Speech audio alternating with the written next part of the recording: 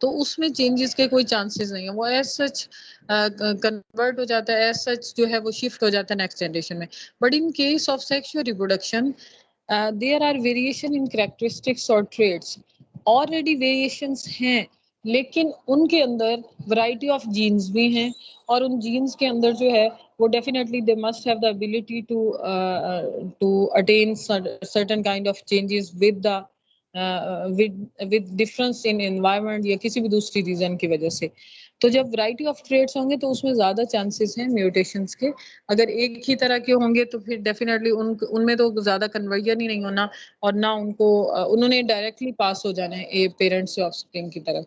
लेकिन जो sexual reproduction है उसमें डेफिनेटली वो पेरेंट्स से, मेल पेरेंट्स से, फीमेल पेरेंट्स से वो कंबाइन करेंगे और ऑफस्प्रिंग के साथ ज्वाइन करेंगे, तो उनके पास कुछ स्टेप्स होते हैं जिसके दौरान में उनका ट्रांसफर होता है, तो उसके दौरान भी या उसके बाद भी इन्वायरमेंट के अकॉर्डिंग उनमें चेंजेस आ सकती हैं।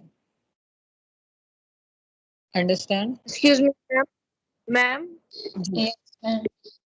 मैम म्यूटेशन वैसे भी वो नेगेटिव सेंस में नहीं होता, मतलब कि उससे तो मतलब जैसे कहते हैं कि वो कुछ डिसेबिलिटी आएगी या कोई डिजीजेस वगैरह हो तो कहते हैं मतलब म्यूटेशन दो तरह की होती हैं, और फिर म्यूटेशंस दो तरह की होती हैं जी। एक म्यूटेशंस वो होते हैं जो हम खुद करवाते हैं, दीज आर द बेनिफिशियल, और पॉजिटिव म्यूटेशंस और द चेंजेस, इनको हम positive changes in genomic code या जीन में हम कह सकते हैं। लेकिन दूसरी म्यूटेशन जो सडनली हो जाती हैं, जो with the passage of time हो जाती हैं, जो इन्वायरमेंटल इफेक्ट की वजह से होती हैं, जो किसी केमिकल रिएक्शंस की वजह से होती हैं, उन म्यूटेशंस के रेफरेंस में हम बात करें कि वो फिर नेगेटिव सेंस में यूटिलाइज होती हैं। Yes ma'am. Okay ma'am, thank you. हाँ जी, कंटिन्यू करते हैं। आज हम हमारा आपको पता है कि ये 4 3+1 का है, तो डेफिनेटली इसमें 1 credit are regarding the practicals. तो अभी थोड़ा सा आइडिया हम लगा रहे हैं कि हमें भी प्रैक्टिकल के लिए कोई एक डेढ़ वीक जो है वो दिया जाएगा, तो उसके अकॉर्डिंग जो भी स्पेसिमेंस अवेलेबल होंगे हमारी कोशिश होगी कि हम आपको उसकी डाइसेक्शन दिखा सकें। बेशक आप इतने स्पेसिमन ना हुए कि हम सारे ग्रुप्स को अलग-अलग डाइसेक्शन कराएं, तो एटलीस्ट जो है वो डाइसेक्शन की जो डायरेक्शंस हैं वो मैं आपको यहाँ स्लाइड्स में देने जा रही हूँ। एक ओवरव्यू आपको इस तरह से दिखा दूंगी, और उसके नेक्स्ट जो है जो प्रॉपर डाइसेक्शन है वो हम कोई एक स्पेसिमन की भी अगर डाइसेक्शन करते हैं तो सब लोग उसका एक ओवरव्यू जो है वो ले लेंगे। ठीक है, तो उसी के रेलिवेंट मैं आपके साथ स्लाइड शेयर करने जा रही हूँ। नेक्स्ट लेक्चर में हम अपना थ्योरी जो है वो उसको कंटिन्यू करेंगे। So I am going to share the screen with you.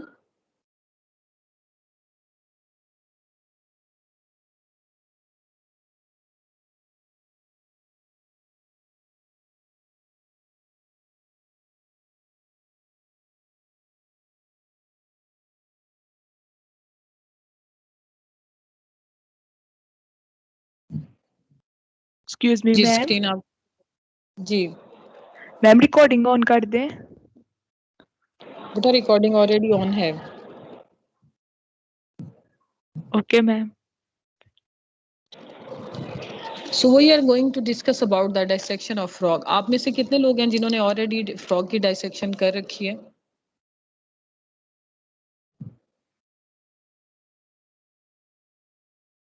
I mean FSc में या कहीं और? मैट्रिक में की थी मैम। यस मैम, एफएससी में की थी कॉलेज में लैब में। अच्छा चले, अगर एक टाइम भी आपने की है तो कहीं ना कहीं तो आपके माइंड में वो एक स्ट्रक्चर होगा ना। आपके पास एक डाइसेक्टिंग ट्रे होती है। Firstly we will discuss about the materials which are required for the dissection of frog. तो एक तो आपको फ्रॉग चाहिए which is relatively of larger size for the proper dissection. दूसरे नंबर पे आपके पास क्लोरोफॉर्म, जिसके अंदर आपने इसको डिप किया हो ताकि ये सेंसलेस हुआ हो और during the dissection it may not cause some certain kind of problem.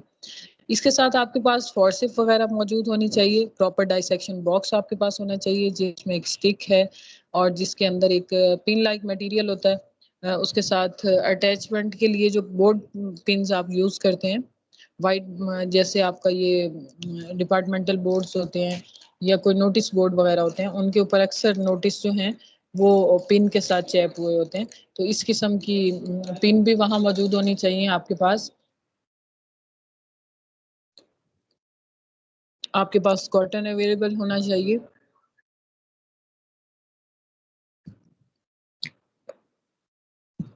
एक बीकर के अंदर आपके पास थोड़ा सा वाटर की क्वांटिटी हो जिसके साथ आप इसको प्रॉपरली क्लीन कर सकते हैं. So these are the basic requirements. दूसरी तरफ आपके पास डाइसेक्टिंग ट्रे है. Then you will take the अब ये जो डाइसेक्टिंग ट्रे होती हैं इनमें मोस्टली नीचे हमारे पास वैक्स मौजूद होती है. वैक्स जो है वो एक कंप्लीट लेयर फॉर्मेशन इसके ऊपर हो चुकी होती है जो डाइसेक्टिंग ट्रे है उसके अंदर. उसकी रीज़न क्या है?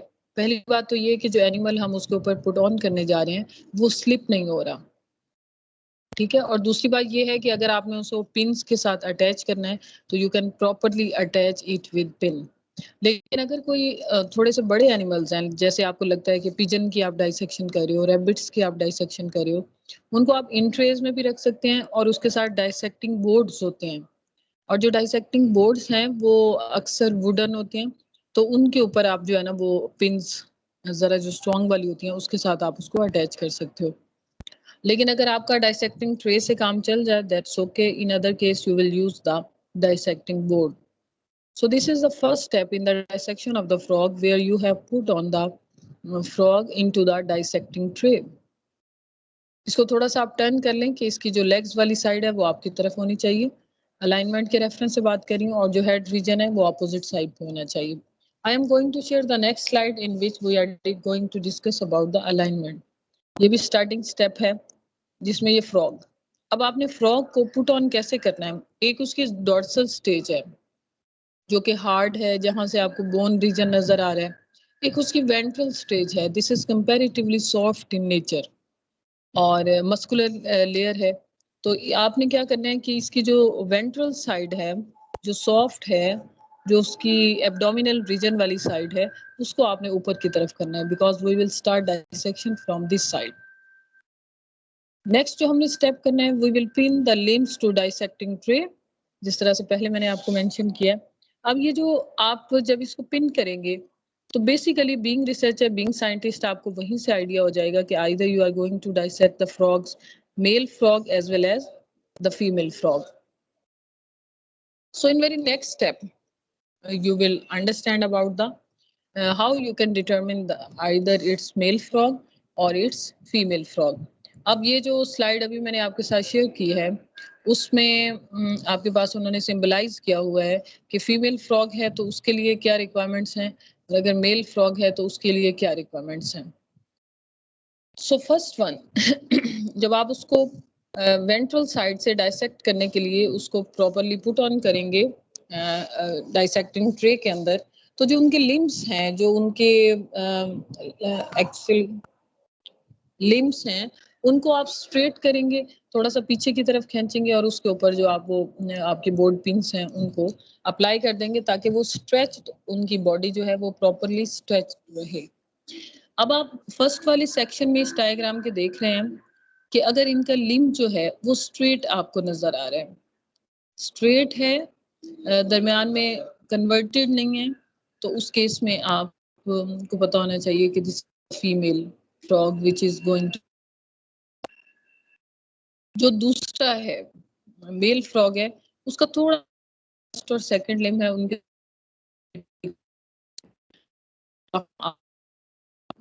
उसको सेपरेट आउट कर मैम वो थोड़ा सा टर्न रिपीट कर दें जो आप मेल का बताया. बताने लगी हूँ.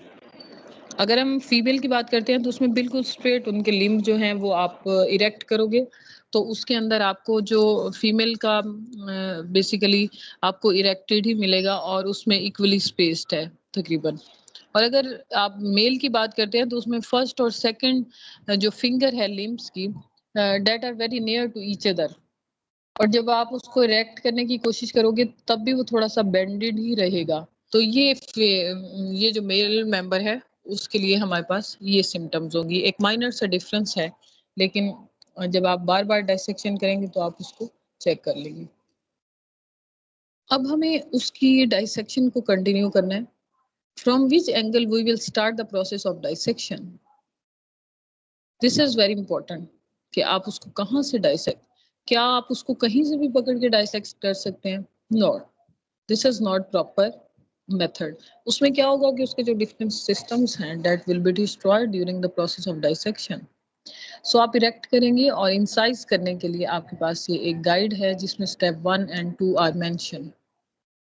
अब पहले नंबर पे आप बिल्कुल उसके क्लोकल रीजन के करीब से, क्लोकल ओपनिंग के करीब से आप एक स्मॉलर साइज इंसाइजर को यूटिलाइज करते हुए आप फ्रॉग की डाइसेक्शन स्टार्ट कर देंगे। यू विल डाइसेक्ट इट, जैसे कि मैं आपको स्लाइड्स में दिखाया, कर्सर के साथ मैं आपको इसको हाईलाइट करने जा रही हूँ। क्लोइकल रीजन से आप इसकी डाइसेक्शन स्टार्ट करेंगे, यहाँ से जो सीजर है उसको एंटर करेंगे।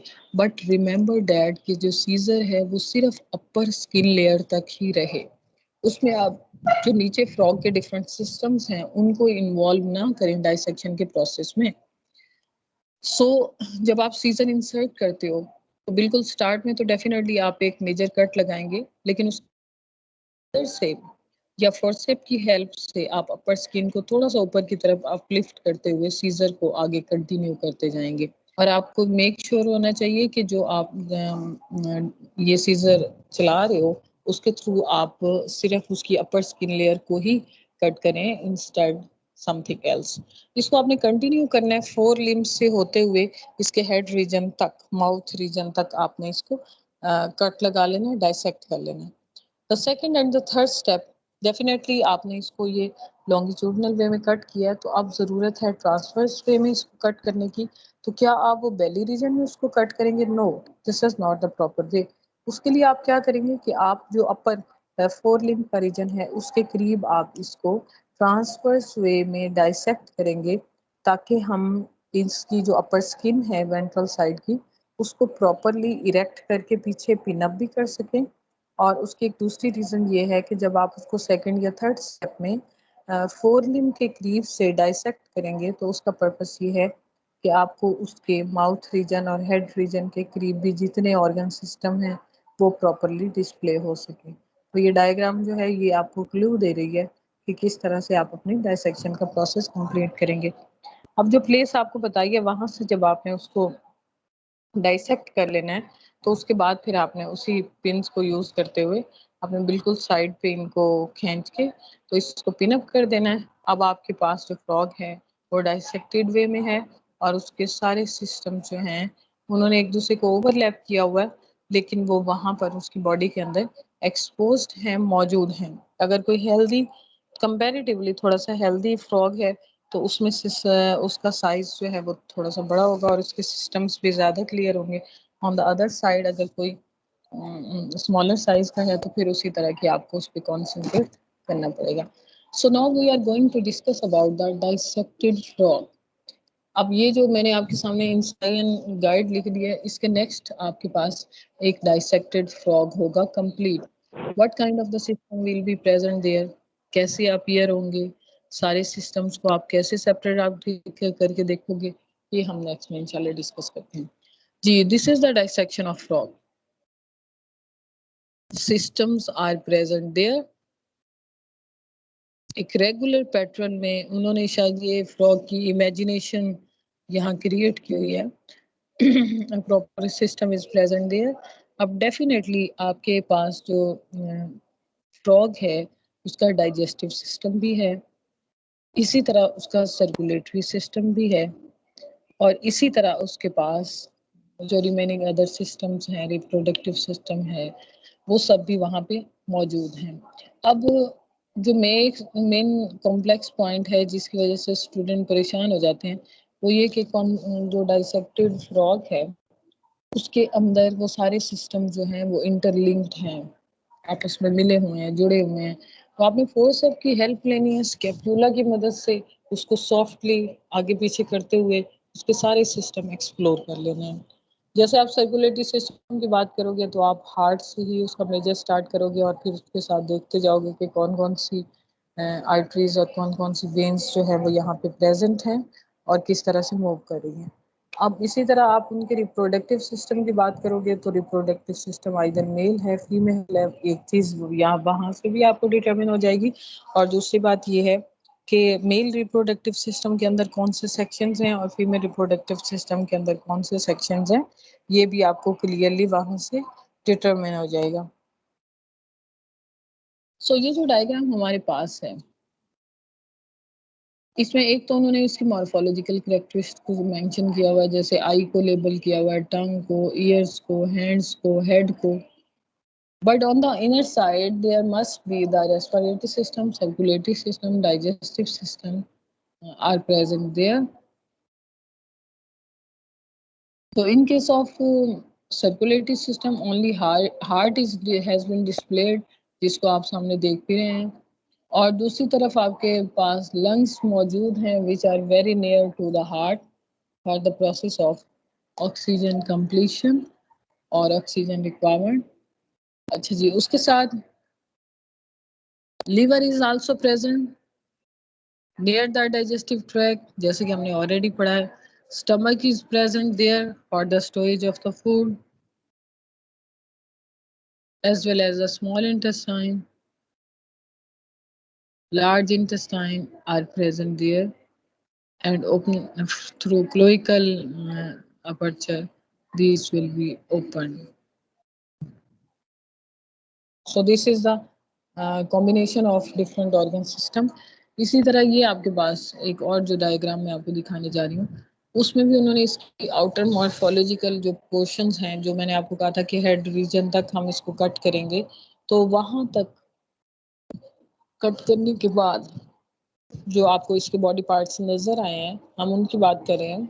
तो उसमें डेफिनेटली उनका हेड रीजन भी दिखाया हुआ है, brain, mouth, pharynx, as well as the heart is present in the center of the four limbs.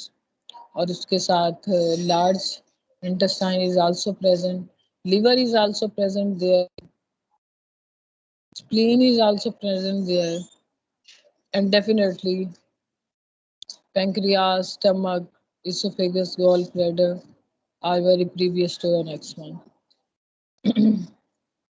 अब जब हम वन बाय वन इसके सिस्टम को डिस्कस कर रहे हैं, तो वो we will discuss about the reproductive system of the frog after the dissection.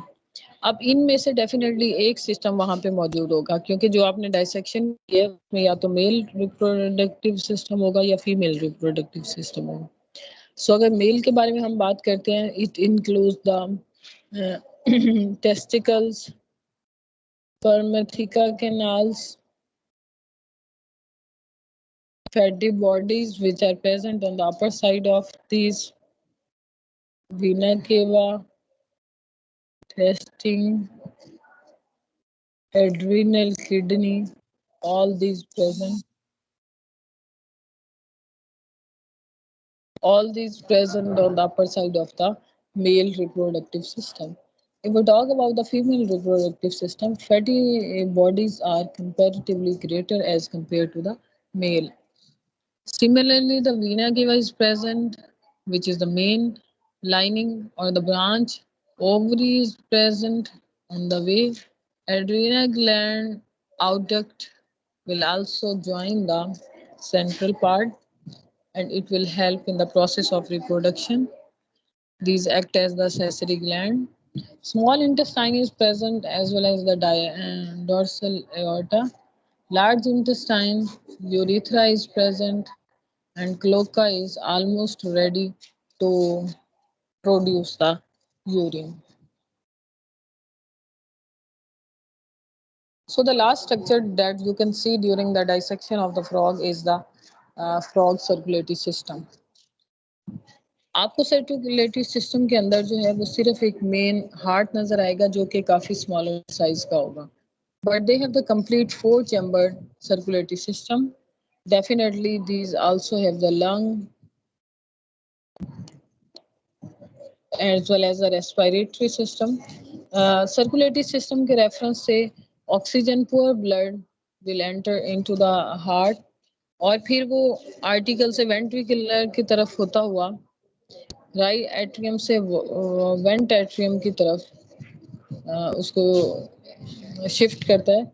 After that it will move towards the different parts of the body. जब उसको राइट आर्टिकल से लेफ्ट में शिफ्ट करता है, तो ड्यूरेशन में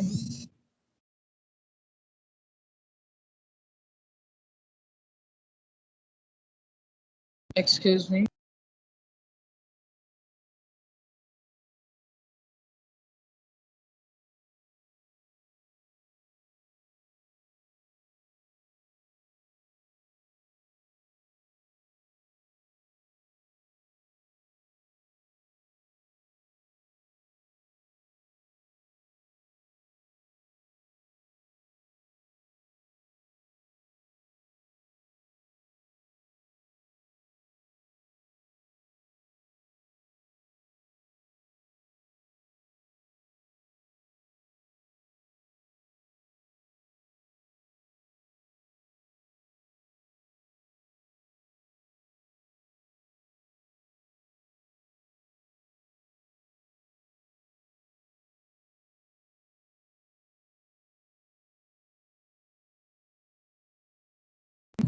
Okay, then in circulatory system, arteries, article is present, ventriculus is present, ventricle, right and left ventricle इनके दरमियान में proper separation नहीं होती है.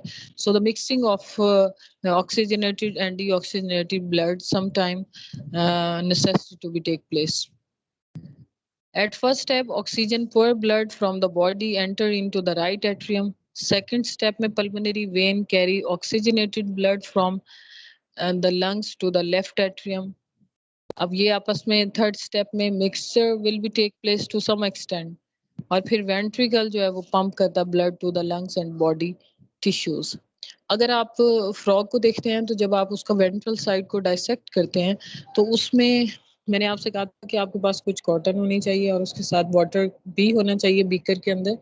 तो जब आप उसको कट करते हैं द वेजल्स और the capillaries which are present on the ventral side of their body और इन द स्किन डेफिनेटली वो कट होंगी और उसके रिजल्ट में जो ब्लड है वो वहाँ से फ्लो करेगा. तो उसको आपने बहुत ज़्यादा तो नहीं होगा डेफिनेटली स्किन के अंदर, लेकिन टू सम एक्सटेंट कैपिलरीज के बंद करने से कट करने से कुछ ना कुछ अमाउंट जो है वो डेफिनेटली रिलीज होगी जिसको आप वहाँ से कॉटन कट के थ्रू उसको प्रॉपरली क्लीन करते हैं, रिमूव करते हैं.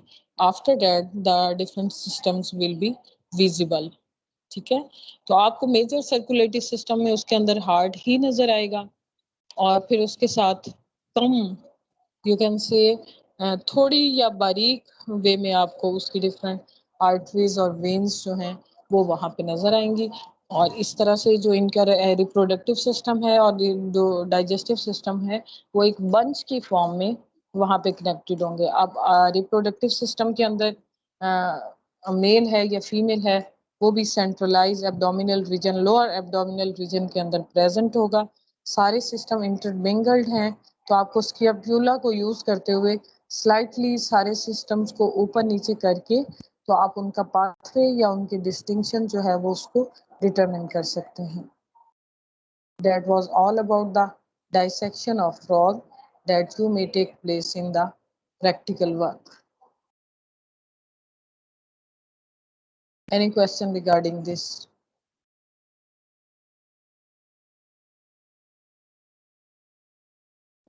मैम ये सिस्टम्स को कैसे एक्सप्लोर करते हैं, एक बार ये पॉइंट बता दीजिएगा. बेटा सिस्टम को इस तरह से एक्सप्लोर करते हैं कि वो सारा एक बंच की फॉर्म में आपको नजर आएगा. तो आपने वो एक स्कैपुला आपके डाइसेक्टिंग बॉक्स के अंदर प्रेजेंट है, सॉफ्ट है उसका कॉर्नर. एनी हाउ आपने उसको हेल्प करना है तो वो आपको सिस्टम्स को ऊपर नीचे करने में हेल्प करेगा कि आप उसको हिला जुला रहे हो, ऊपर नीचे कर रहे हो. और फिर आपके पास जो पॉइंटर है, स्किन है, फोर्सेप है, उसके थ्रू भी फोर्सेप को यूज करते हुए कभी भी बहुत ज्यादा प्रेशर एग्जर्ट मत करें क्योंकि इनके सॉफ्ट टिश्यूज हैं, सॉफ्ट बॉडी ऑर्गन्स हैं, सॉफ्ट इनकी कैनाल्स हैं. तो उसमें जब आप उसको फोर्सेप को यूज करेंगे तो उसके रिजल्ट में definitely these may cut from the body and the connection will be disturb. उसके रिजल्ट में भी बहुत सारी ब्लीडिंग होगी और बहुत सारी प्रॉब्लमेटिक कंडीशन हो सकती है. So use the proper tools which are present in the dissecting box. Excuse me ma'am. Yes. Ma'am जब हम डाइसेक्शन करेंगे वेंट्रल साइड पे जब उसे कट करेंगे तो जब उसकी वेन्स कट होंगी तो मैम से उसकी डेथ नहीं हो जाएगी फ्रॉग की? वो तो definitely we are not so much expert.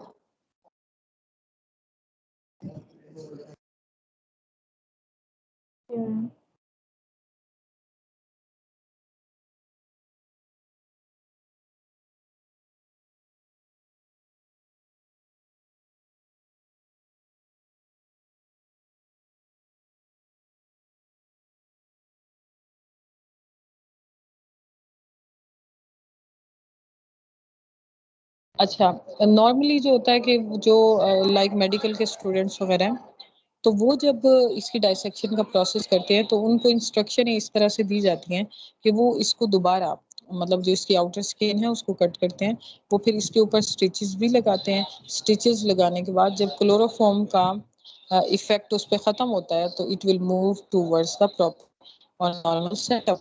फिर कुछ देर के लिए उसको वो क्लोरोफॉर्म के अंडर रखते हैं ताकि उनके जो इंजरी है उसकी कुछ रिकवरी हो जाए, और फिर उसके बाद जो फ्रॉग है वो मूव करना शुरू कर दे, और फिर वो सर्वाइव भी करते हैं और मूव भी करते हैं। लेकिन नॉर्मली जो हमारे पास लैब्स में डाइसेक्शन का प्रोसेस होता है उसमें ऐसे होता है कि वो समटाइम्स स्टूडेंट्स जो हैं वो रफली उसको यूज़ करते हैं, फिर हम उसको रीस्टिच भी नहीं करते हैं उनकी आउटर स्किन को, तो एज सच हम उनको डस्टबिन में ड्रॉप कर देते हैं। ठीक है, तो बाकी जो प्रॉपर वे होता है उसमें वो स्टिच आउट करते हैं इनको और स्टिच इन करते हैं, और डेफिनेटली फिर उसको यूटिलाइज करते हैं, वो उसको फर्दर रिकवर करते हैं। ये बेसिकली उनके प्रैक्टिकल का पार्ट होता है कि आपने इसको रिकवर भी कराना है और ये दोबारा से नॉर्मल होकर चलना भी शुरू करे, तो तब जो टीचर है या इंस्ट्रक्टर है वो प्रॉपरली सेटिस्फाइड होते हैं। अभी तो आप ये समझ लें कि आपको यहाँ सिर्फ डायरेक्शंस की टाइप जो है ना, वो एक तरह की डायरेक्शंस दी जाती हैं और उसके थ्रू आप अपनी डायसेक्शन कंप्लीट करते हैं।